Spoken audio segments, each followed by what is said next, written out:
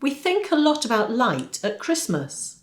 The star over the stable, the glory of the Lord shining around the shepherds as an angel appeared and told them not to be afraid.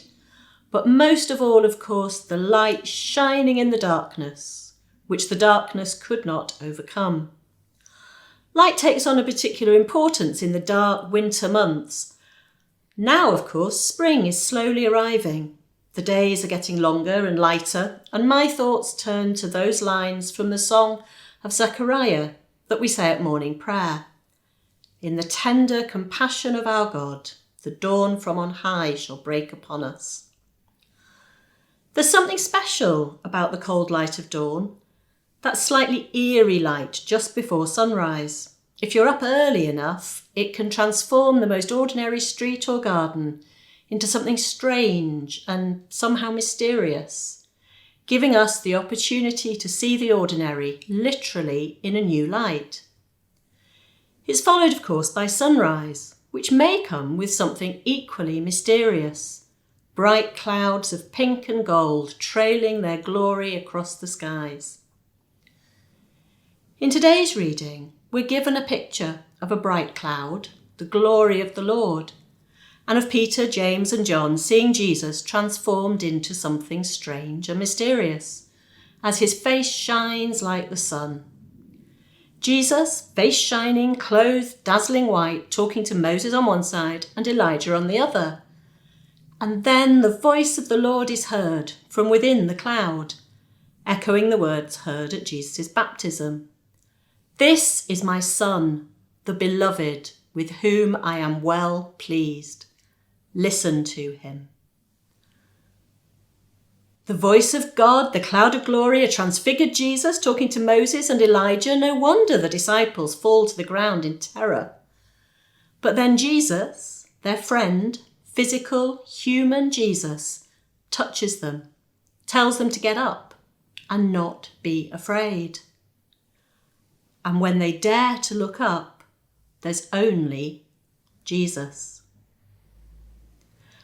However frightened the disciples were, they had been given an amazing gift, the opportunity to see Jesus in a new light, to get a glimpse of his divinity and glory. It didn't last, of course. They had to come back down the mountain. Although the disciples had to come back down the mountain, what they experienced there must surely have given them strength.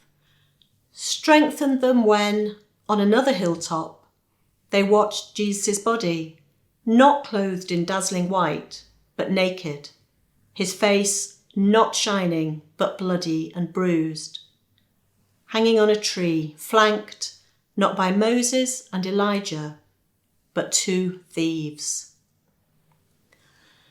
The Transfiguration and the Crucifixion have always been closely linked in Christian thought, but West and East have had perhaps slightly different perspectives. I was fascinated to learn that while in the Western Church, extreme holiness might be shown through saints developing the stigmata, signs of Jesus' passion, in the Eastern Church, saints were seen to shine like Jesus at the Transfiguration. Perspective matters, of course. How we see things depends on the angle we're viewing them from. If we see the Transfiguration through the eyes of the disciples, lying terrified on the ground, we glimpse Jesus' glory. We see his divinity revealed. But what if we dare to look from the other direction? To see the disciples, to see ourselves through the eyes of the Lord. Can we dare to think that, seen through God's eyes, we are already shining, at least a little bit? That we too are God's beloved children with whom God is well pleased? I think we can. Remember Jesus' words at the Sermon on the Mount? You are the light of the world. And in Matthew chapter 13, Jesus said, "The righteous will shine like the sun in the kingdom of their Father."